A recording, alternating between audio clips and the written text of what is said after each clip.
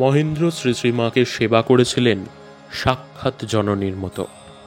গুরুপ্রসাদ চৌধুরী লেনের পৈতৃক বাড়িতে, কলুটোলাস্থ 51 নম্বর ভবানী দত্ত লেনের বাড়িতে, 2 নম্বর হেমকল লেনের বাসায় তিনি মাকে রেখে সেবা যত্ন করেছিলেন। ঠাকুরের নির্দেশ অনুযায়ী শ্রী শ্রী মা কামারপুকুরে তখন শাক বুনে ও ছেঁড়া কাপড় গিট দিয়ে পরে দিন যাপন করছিলেন।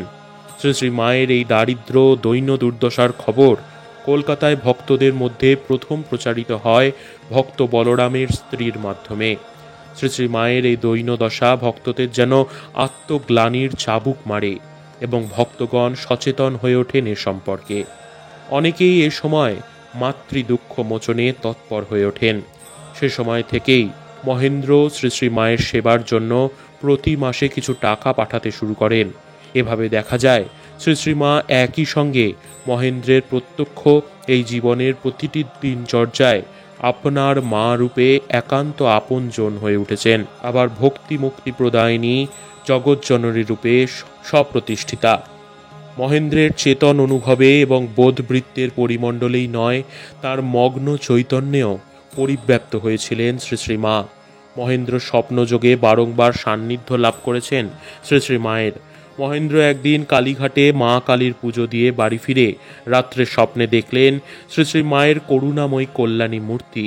আবার কয়েকদিন পরে স্বপ্নে দেখেন শ্রী শ্রী মা নিজেই কালীঘাটের মন্দিরে মা কালীকে বিল্লপত্র দিচ্ছেন। এছাড়া আরও নানা ভিন্ন পটভূমিকাতে অবতীর্ণ হয়েছিলেন শ্রী শ্রী মা। 28 সেপ্টেম্বর 1898 মহেন্দ্র তখন পূর্ণোদ্যমে কথামৃত রচনা করছেন। এক রাতে স্বপ্ন দেখলেন শ্রী শ্রী মা দেবী অন্নপূর্ণার ভূমিকায় সমাসীন।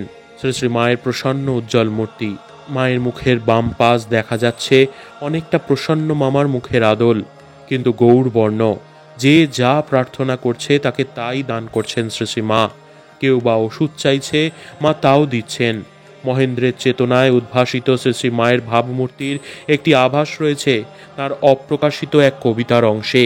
কবিতাটি তাঁর গর্ভধারিণী স্বর্ণময়ী দেবীকে উদ্দেশ্য করে লেখা। স্বর্ণময়ী দেবী শিশু মহেন্দ্রকে নিয়ে নবপ্রতিষ্ঠিত দক্ষিণেশ্বর মন্দির দেখতে গিয়েছিলেন।